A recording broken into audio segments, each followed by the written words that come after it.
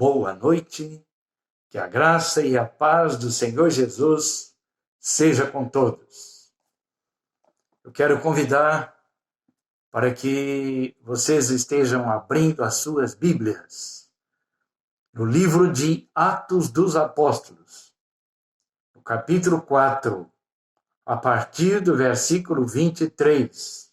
Eu vou ler até o 31. A palavra do Senhor diz assim: uma vez soltos, procuraram os irmãos e lhes contaram quantas coisas lhes haviam dito os principais sacerdotes e os anciãos. Ouvindo isto, unânimes levantaram a voz a Deus e disseram: Tu, soberano Senhor, que fizeste o céu, a terra, o mar e tudo o que neles há, que disseste por intermédio do Espírito Santo, por boca de Davi, nosso pai, teu servo, por que se enfureceram os gentios e os povos imaginaram coisas vãs? Levantaram-se os reis da terra e as autoridades ajuntaram-se a uma contra o Senhor e contra o seu ungido. Porque verdadeiramente se ajuntaram nesta cidade contra o teu santo servo Jesus, ao qual ungiste, Herodes e Pôncio Pilatos, com gentios e gente de Israel, para fazeres tudo o que a tua mão e o teu propósito predeterminaram. Agora, Senhor, olha para as suas ameaças e concede aos teus servos que anunciem com toda intrepidez a tua palavra, enquanto estendes a mão para fazer curas, sinais e prodígios por intermédio do nome do teu santo servo Jesus. Tendo eles orado, tremeu o lugar onde estavam reunidos. Todos ficaram cheios do Espírito Santo e com intrepidez anunciavam a palavra de Deus. Que Deus possa abençoar ricamente a sua vida e o seu coração através desta palavra. A Igreja de Cristo não é movida por acaso e nem pela sorte, mas por um plano da parte do Senhor. O Senhor planejou todas as coisas para a menina dos seus olhos, isto é, o povo a que ele pertence. Esse povo é a igreja resgatada pelo sangue de Cristo. Uma igreja que, enquanto neste mundo, está sujeita a vivenciar crises diversas, como também todos estão sujeitos. As nações passam por crises. Crises de ordem financeira, moral, política, social e espiritual. Além de guerras, conflitos, desastres naturais, pandemias, como nós estamos vivendo, e muitas outras situações. Mas é no tempo das crises que vêm as melhores oportunidades de reflexão e também de mudança das nossas vidas. Esta frase muito acertada fala muito ao nosso coração. Se o mundo vive em crise, eu vivo em Cristo. E é verdade, irmãos. Porque essa é a atitude dos cristãos verdadeiros. Nós estamos agora diante da palavra de Deus, livro de Atos dos Apóstolos. Um relato que nos chama a atenção sobre a igreja nascente, a igreja do primeiro século. Diversas perseguições assolavam aqueles cristãos, mas a perseverança, a fidelidade e também a esperança em Deus era o que mais se evidenciava naquele povo. Libertos da prisão, agora, Pedro e João, como apóstolos do Senhor, procuraram os irmãos, relatando o que haviam dito os principais sacerdotes e anciãos. E a igreja, agora reunida, deu uma bela resposta diante do testemunho dos apóstolos. Houve uma manifestação espontânea, é assim que o texto bíblico nos ensina. Houve uma manifestação espontânea de louvor, cânticos e também oração. Que nós vemos aqui, portanto, que serve de grandes lições para a nossa vida, são as marcas de uma igreja viva. Que marcas são estas? A primeira delas está no versículo 24, unida em oração. Veja bem o verso 24. Ouvindo isto, unânimes levantaram a voz a Deus e disseram: Tu, soberano Senhor, que fizeste o céu, a terra, o mar e tudo o que neles há.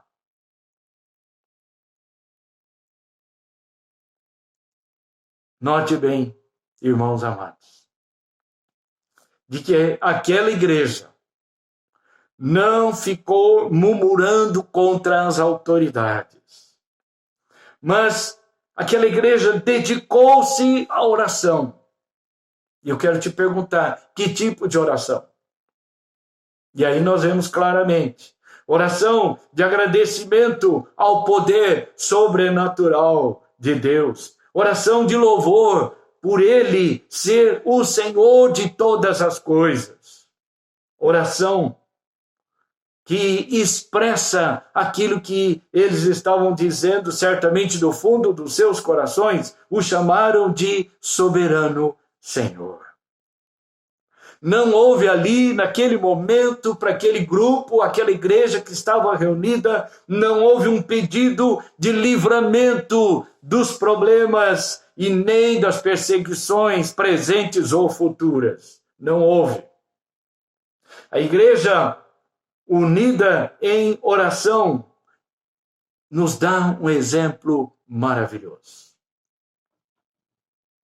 Trazendo para a realidade dos nossos dias, eu quero te dizer que a igreja hoje precisa ter este mesmo comportamento.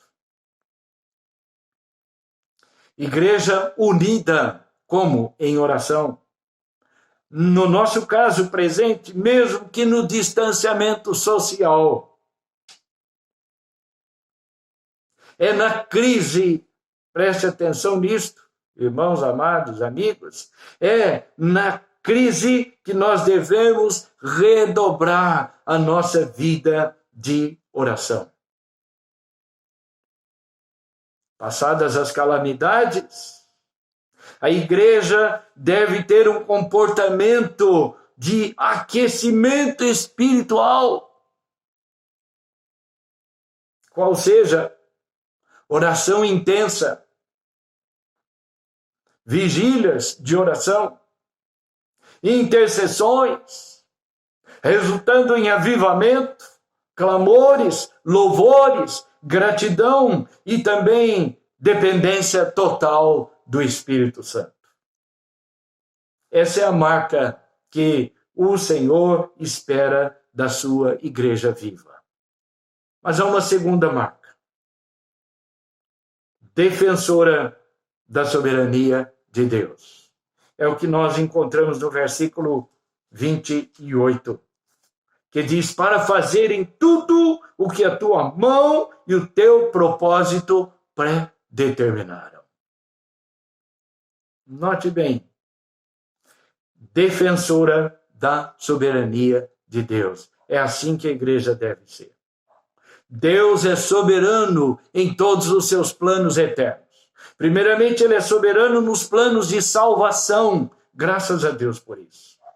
E eu quero citar aqui, irmãos amados e amigos, duas grandes bênçãos a nós. A primeira é com respeito à própria morte do Senhor Jesus, que é a garantia de expiação pelos nossos pecados. Ele oferece o perdão a nós através do seu sacrifício.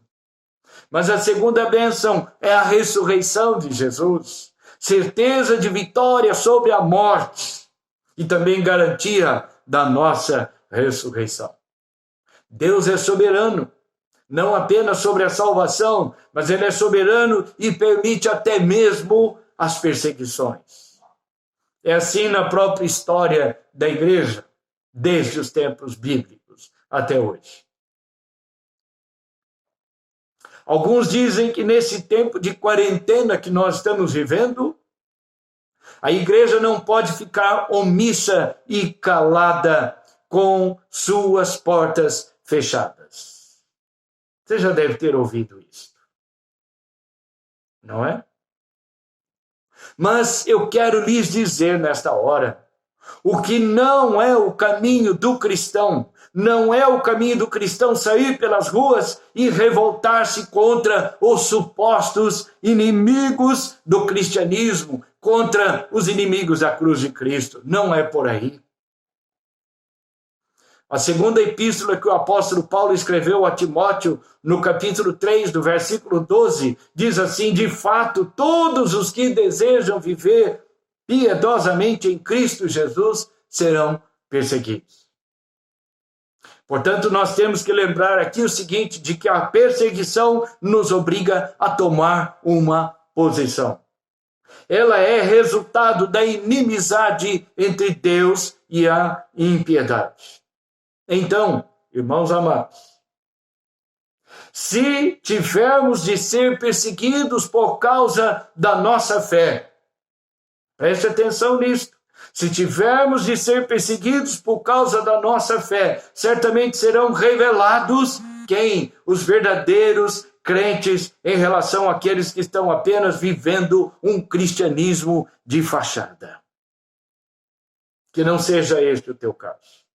Viver um cristianismo apenas de fachada. Meu conselho nessa hora é que as medidas que estão sendo tomadas para proteger a população não devem ser confundidas com a ideia de uma política de oposição e até mesmo ataque frontal à Igreja do Senhor. Não devem ser confundidas. E mesmo que isso venha acontecer e seja uma verdade, a Igreja do Senhor não deve contaminar-se com as filosofias e os pensamentos do mundo presente. Pois veja o que é que o apóstolo Paulo diz em Colossenses 2:8. Tende cuidado para que ninguém vos faça presa sua, por meio de filosofias e vãs sutilezas, segundo a tradição dos homens, segundo os rudimentos do mundo e não segundo Cristo. Pense nisto. Uma terceira marca da igreja viva é fiel no cumprimento de sua missão. É o que nós encontramos no versículo 29. Agora, Senhor, olha para as suas ameaças e concede aos teus servos que anunciem com toda a intrepidez a tua palavra. Fiel no cumprimento de sua missão. De que maneira? Intrepidez na pregação. Diante da ameaça de violência física, a igreja afirmava o controle de Deus sobre a situação. E de forma corajosa, ela podia buscar e assim obter maior ousadia no Senhor. Eles pediram intrepidez na pregação da palavra, porque o texto diz, olha para as suas ameaças, quer dizer, olha para as ameaças daqueles que estão nos perseguindo, que estão perseguindo os cristãos, e concede aos teus servos que falem com toda intrepidez a tua palavra. Irmãos, é assim que espera-se da igreja deste século 21, deste ano de 2020. É assim. Vamos fazer a nossa parte no cumprimento da missão da igreja, pregar o evangelho, mas também que seja isto com fidelidade. A igreja cumprindo com sua missão, certamente o Espírito Santo tocará nos corações e muitas conversões acontecerão para a glória de Deus. Muitas vezes, a igreja do Senhor não está preparada para enfrentar adversidades. E não está mesmo. Muitos vivem na acomodação espiritual e não se importam com o dia de amanhã.